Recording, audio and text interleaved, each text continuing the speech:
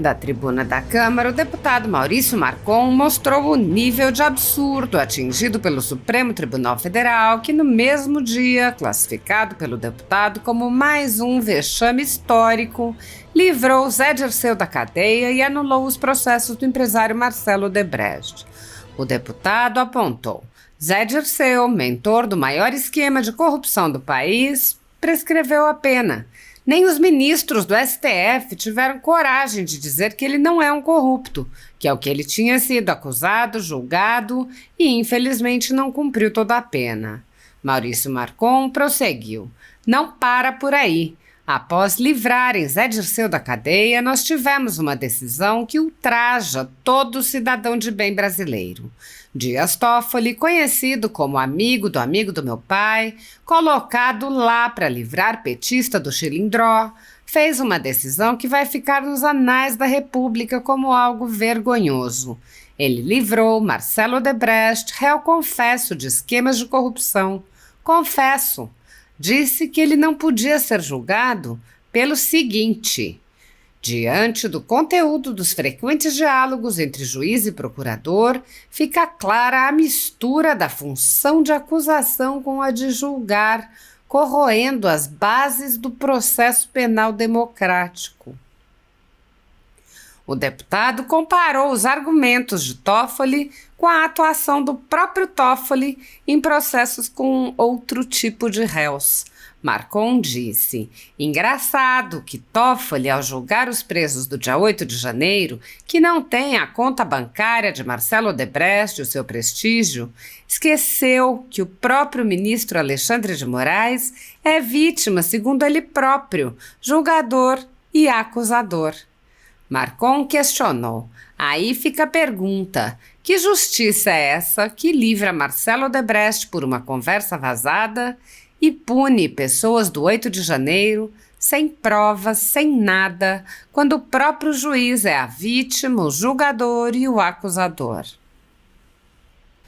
Mais de 2.000 pessoas foram presas em massa a mando do ministro Alexandre de Moraes, do Supremo Tribunal Federal, com a colaboração do Exército Brasileiro, sem provas nem indícios de crimes e sem o menor respeito a direitos humanos ou ao devido processo legal.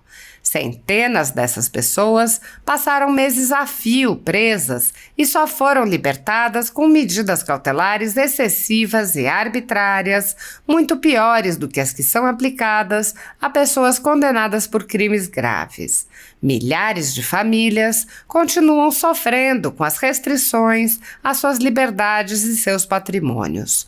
Tudo sob o olhar complacente do Senado Federal. Enquanto cidadãos comuns ficam sujeitos a medidas abusivas, autoridades do governo Lula envolvidas nos fatos do dia 8 de janeiro seguem livres, leves e soltas. O general G. Dias, por exemplo, era o ministro do Gabinete de Segurança Institucional, era responsável pela segurança do Palácio do Planalto e foi filmado no interior do palácio interagindo com os invasores. Até o momento, o general G. Dias não foi preso, não teve seu passaporte apreendido, nem suas contas bloqueadas, nem seus bens ou sua renda apreendidos. Essas medidas cautelares são reservadas a conservadores, que podem sofrer qualquer uma ou várias delas, sem qualquer indício de crime, sem direito à defesa, nem acesso ao devido processo legal. Quando aplicadas a conservadores, as medidas cautelares podem perdurar pelo tempo que desejar o senhor ministro que determina sua aplicação, ainda que as pessoas não tenham foro privilegiado e não estejam, portanto, sujeitas à jurisdição das cortes superiores. Apoiadores do ex-presidente Jair Bolsonaro e pessoas que apenas têm um discurso diferente do imposto pelo cartel midiático vêm sendo perseguidos, em especial pelo judiciário.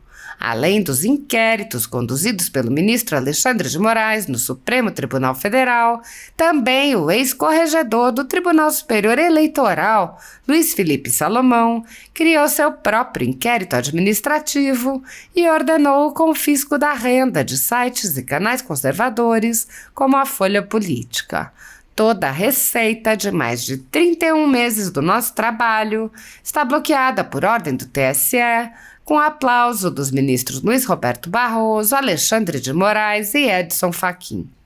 Sem a possibilidade de receber a renda de seu trabalho, o jornal corre o risco de fechar. Se você apoia o trabalho da Folha Política e pode ajudar, use o QR Code para doar qualquer quantia para a empresa Raposo Fernandes ou use o código ajude@folhapolitica.org. Caso prefira, há a opção de transferência bancária para a conta da empresa Raposo Fernandes, disponível na descrição deste vídeo e no comentário fixado no topo. Há mais de 10 anos, a Folha Política faz a cobertura da política brasileira, mostrando atos, pronunciamentos e eventos dos três poderes, quebrando a espiral do silêncio imposta pelo cartel de mídia que quer o monopólio da informação. Pix ajude@folhapolitica.org. Assista. Palavra, nobre deputado Maurício Marcon. Obrigado, senhor presidente. Bom, é uma pena que nós, como parlamentares, tenhamos apenas 3 minutos para explanar o momento que vive o país. Nós poderíamos falar aqui da tragédia do Rio Grande do Sul e ao abandono do governo federal aos gaúchos. Nós poderíamos falar do PL da Globo, que é uma forma do governo tentar mandar dinheiro para a Rede Globo, emissora oficial do regime.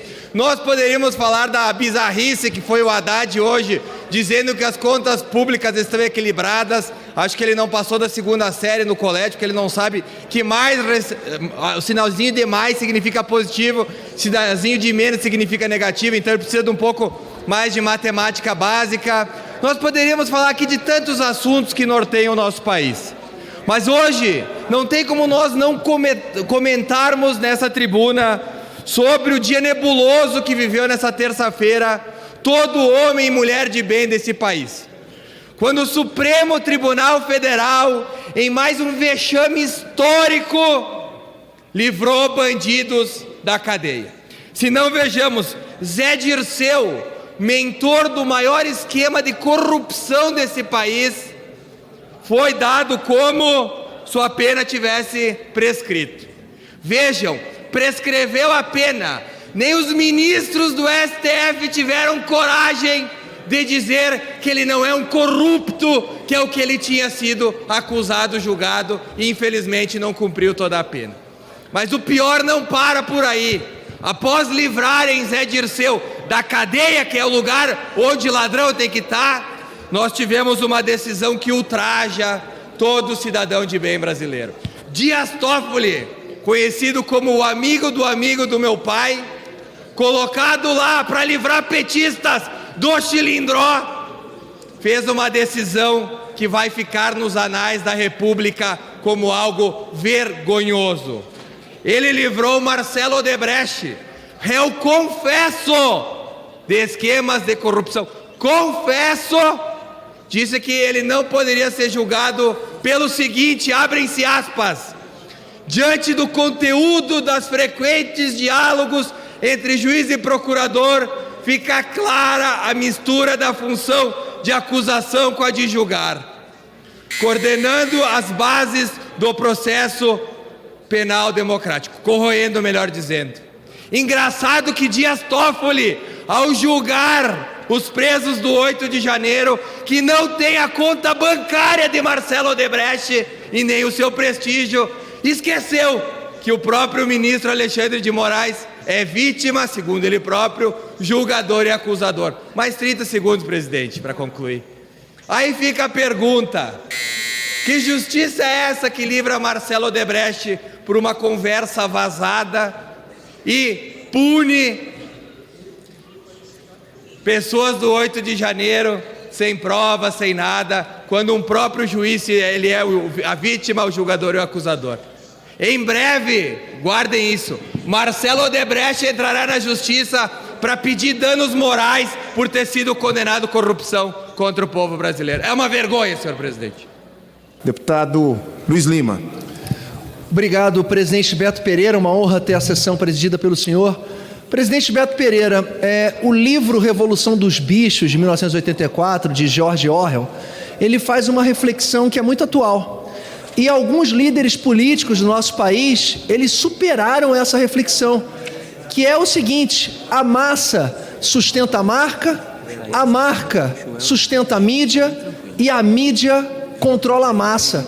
O prefeito Eduardo Paes, no Rio de Janeiro, ele incluiu o poder municipal nessa reflexão. Hoje a Prefeitura do Rio, liderada há 28 anos pelo mesmo grupo político, começando na década de 90, com o pai do senhor Rodrigo Maia, que presidiu essa casa, o senhor César Maia, prefeito durante 8 anos, depois o Conde, depois César Maia novamente, depois Eduardo Paes, que está de olho no seu 4º mandato, com a intenção de ser governador, com a intenção de estar com vergonha de indicar um vice do PT, mas ele sai 1 ano e 4 meses depois, em abril de 26, para se candidatar ao governo, ligou o sinal vermelho há muito tempo na cidade do Rio de Janeiro. Mas aonde o prefeito Eduardo Paes se superou? A massa sustenta a marca sustenta a mídia e a mídia controla o povo.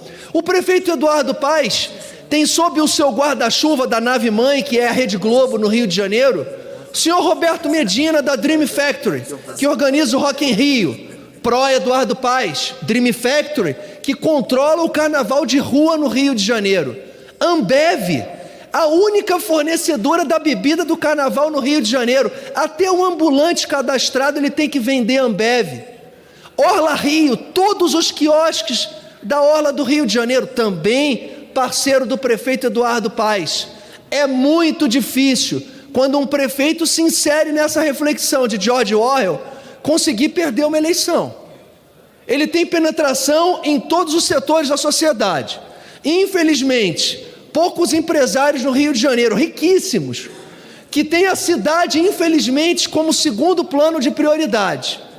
É muito difícil a gente ter democracia no Estado brasileiro, em que essas uniões fazem com que a mídia, controlada pelo maior veículo de comunicação, tenha sempre uma opinião positiva em relação a um gestor que consegue ter tentáculos na sociedade da carioca com 7 milhões de habitantes. E finalizando, o fantástico mundo do ministro Haddad, que já está aqui na mídia, ministro da Fazenda, que compareceu hoje à Comissão de Finanças e Tributação, afirmou que as contas públicas estão em equilíbrio e a inflação controlada.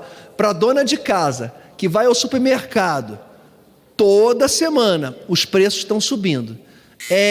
Como dizia o Aécio Neves, acho que era o Aécio Neves que falava, né? Que o sonho de todo brasileiro é viver na propaganda do PT. Todo sonho brasileiro é viver no mundo fantástico do Haddad. Infelizmente o país está à deriva e vai caber ao Congresso Nacional, ano que vem, em 25, um ano difícil que a gente vai enfrentar, em realmente alinhar a direção desse país. Obrigado, presidente Beto Pereira.